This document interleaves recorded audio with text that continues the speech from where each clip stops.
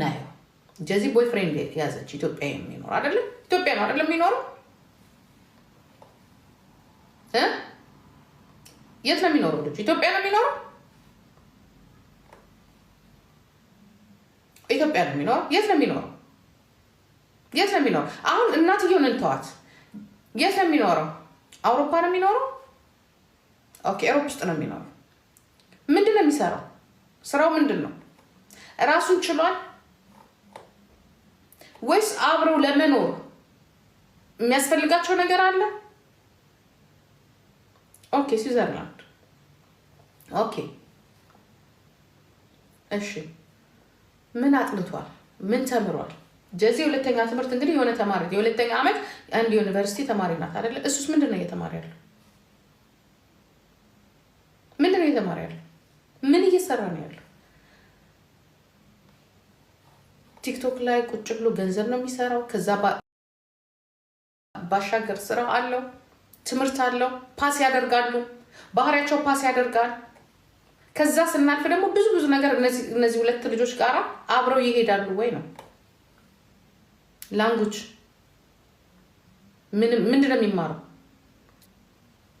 ኦኬ፣ እሷ ለምን? እሺ፣ እንደዛ ከሆነ ኦኬ፣ ለምንድን ነው እሷ ትምህርቷን የምታቋርጠው?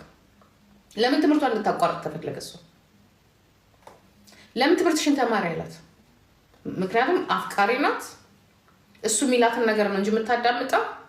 ገና ቋንቋ ተማሪ አሁን አውሮፓ የገባው። ኦኬ፣ ለምን እሷ እንድትማር እሷ ተምራ ያ ትምህርትሽን ተማሪ እረፍት ስትሆኝ እንገናኛለን ምናምን ቢላት እናት እዚህ ጋር ድረስ መጥታ አትጣላ።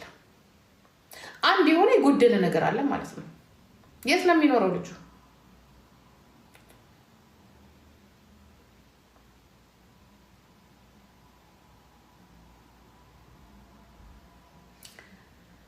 አሁን እናትዬ የምትናገረው ምንድን ነው?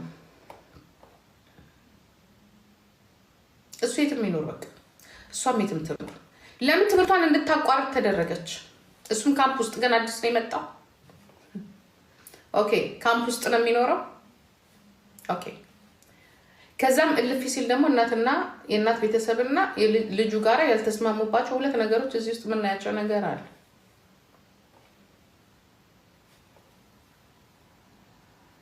ከእናትየው አልፈን ስለ ልጅቷ ስናስብ የልጅቷን ህይወት ከወዲሁ መገመት ይቻላል። ቀስ እያለች የሶስት ልጆች እናት ትሆናለች። ይሄንን ጥሩ ጭንቅላቷን፣ ይሄንን ጥሩ ቁመናዋን፣ ያንን ታለንቷን